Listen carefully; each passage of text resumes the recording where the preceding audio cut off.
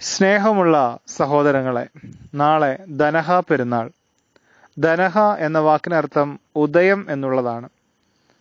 നമ്മുടെ കർത്താവിൻ്റെ മാമോദീസായെയാണ് ഈ ദിവസം നാം ധ്യാനിക്കുന്നത്. ക്രിസ്തു നമ്മിൽ ഉദയം ചെയ്യുന്നതിന് സാധ്യമാകണം. തൻ്റെ മുന്നോടിയായ യോഹന്നാനാൽ സ്നാനമേൽക്കേണ്ടതിന് ക്രിസ്തു യോർദാനരികെ വന്നു നിൽക്കുന്നു.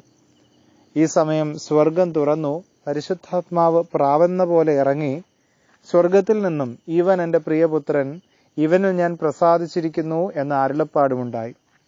ചുരുക്കത്തിൽ, പിതാവാം ദൈവം ശബ്ദത്തിൻ്റെ രൂപത്തിലും പുത്രൻ തമ്പുരാൻ സ്നാനാർത്ഥിയായും പരിശുദ്ധാത്മാവ് പ്രാവെന്ന പോലെയും ഇറങ്ങി ആവസിച്ച ദിവസമാണ് നമ്മുടെ കർത്താവിൻ്റെ മാമോദീസ ദിവസം. തൃത്വം പരസ്യമായി വെളിപ്പെട്ട പുതിയ നിയമത്തിലെ ഒരു ചരിത്ര സംഭവമാണിത്. ആ ദൈവികമാകുന്ന തൃത്വം നമ്മെ ആശ്വസിപ്പിക്കട്ടെ, വഴി നടത്തട്ടെ. ഏവരെയും ദൈവം സമൃദ്ധിയായി അനുഗ്രഹിക്കട്ടെ. ആമേൻ.